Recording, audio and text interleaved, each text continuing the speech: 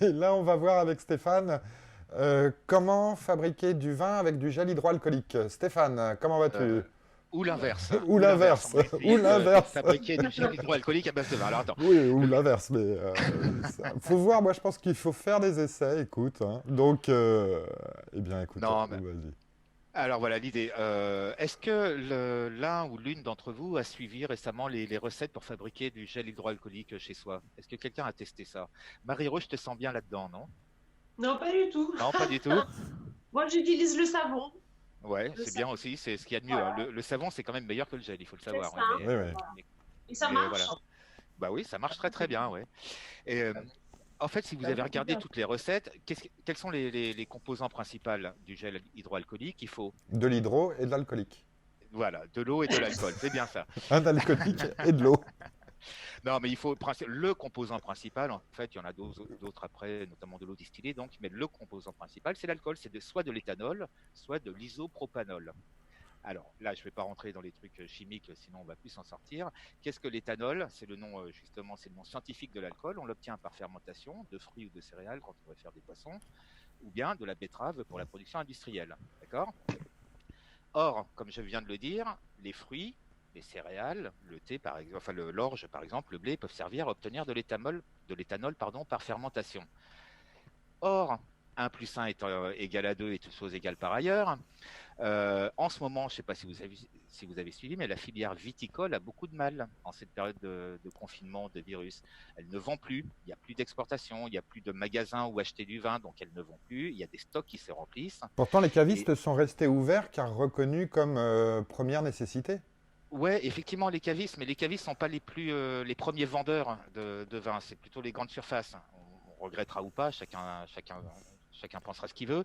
Mais les cavistes ne sont qu'une partie infime de la vente de vin. La plus grosse partie étant l'export, hein, étant la vente par correspondance à l'étranger.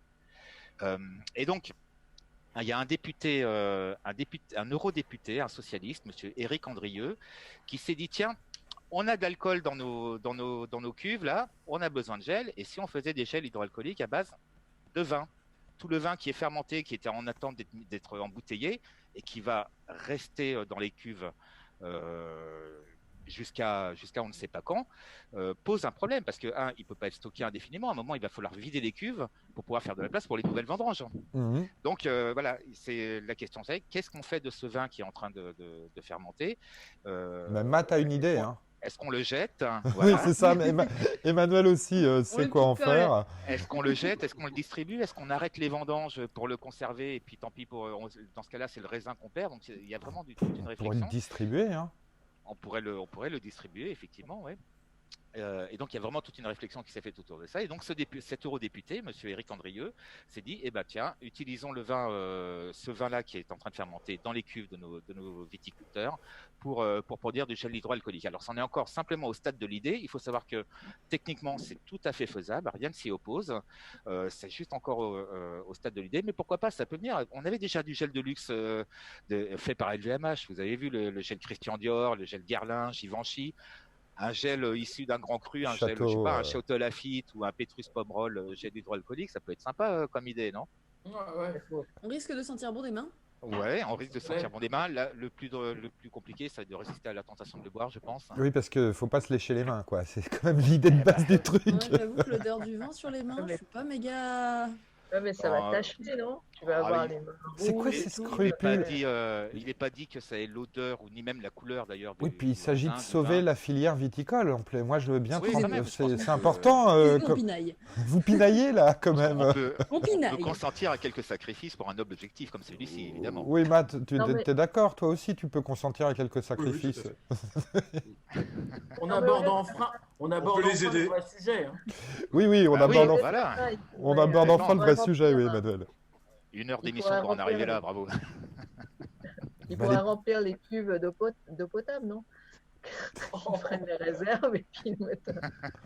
Non, non, mais donc le gel, bah écoute, vu la vitesse à laquelle Pourquoi avance pas, notre à gouvernement, voir. ce sera fait Affaire à dans suivre, 3 on mois. verra bien, ouais. Affaire à suivre, on verra bien, pourquoi pas. En tout cas, juste pour conclure avec ça, il faut savoir que la filière viticole, c'est dit très favorable à cette idée. Donc pourquoi pas, ça risque effectivement de déboucher. Oh, Oh, bravo! Bravo!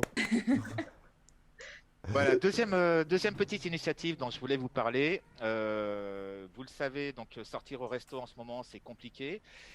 C'est même quasiment impossible.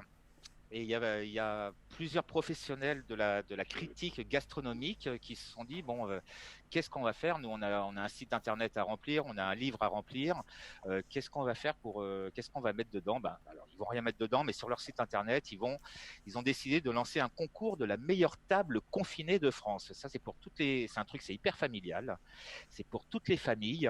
L'idée, c'est que si vous avez envie de participer, vous préparez un menu, enfin 4 menus exactement, 2 déjeuners et 2 dîners. Vous préparez les plats, vous les prenez en photo, vous écrivez la recette, vous spécifiez le choix des boissons qui vont avec, vin blanc, vin rouge, autres. Vous prenez quelques photos d'ambiance de tout, de la table dressée, des plats dressés et servis évidemment. Vous indiquez éventuellement, si vous avez envie, une programmation musicale appropriée. Vous envoyez tout ça au guide, je vous donnerai le nom tout à l'heure, au guide On qui retrouvera les organise ce sources. concours. On fait Et salon.tv. voilà, On on mettra mettra dessus. l'adresse sur le site, absolument. Et la rédaction tranchera sur ces éléments-là, évidemment, pour décerner des prix. Le premier prix, ça a l'air assez anecdotique comme ça, mais le premier prix, c'est quand même 2 000 €. Des bons d'achat de 2 000 € à aller dépenser chez les restaurants partenaires de ce guide. Mais comme les Et restos voilà. sont fermés, Oui, c'est dans C'est 2 la mois manie. à la réouverture, À la- mon ami, à la réouverture, évidemment. à la Ça va de réouverture. soi. Bah, c'est pas Donc ça mal. peut être très sympa. Alors qui organise ça? C'est un guide. Alors, je vais le garder pour la fin parce qu'on pourrait se dire c'est Goemio tout ça. Non, pas du tout. C'est un petit peu moins connu que Goemio. C'est un guide qui s'appelle le Fooding. Alors déjà, voilà, le fooding. Moi, je préfère parler de cuisine en général. Mais le fooding, c'est un guide, lefooding.com. C'est un guide qui est spécialisé justement dans toutes les tables qui font les nouvelles tables, celles qui font envie, celles qui font plaisir. Donc, allez voir sur le site lefooding.com. Vous aurez tous les détails pour participer à son concours si ça vous intéresse. Eh ben, écoute, Stéphane, on te remercie énormément pour ces bonnes nouvelles qui filent toujours la pêche. Et puis, s'il faut des volontaires pour aller s'occuper des gels hydroalcooliques à la campagne, je pense qu'on pourra déporter l'émission et qu'on pourra tous aller là-bas travailler en même temps, bénévolement, pour aider à fabriquer du gel hydroalcoolique à base de vin. On est tous volontaires, en tout cas. Ouais. On renomme l'émission On fait château. Voilà, on C'est fait bien. château, et puis... Ou on fait mène tout salon. voilà. C'est ça. Et après, on le boit, quoi. Voilà, c'est ça. Et puis après, on boit, on teste. Voilà.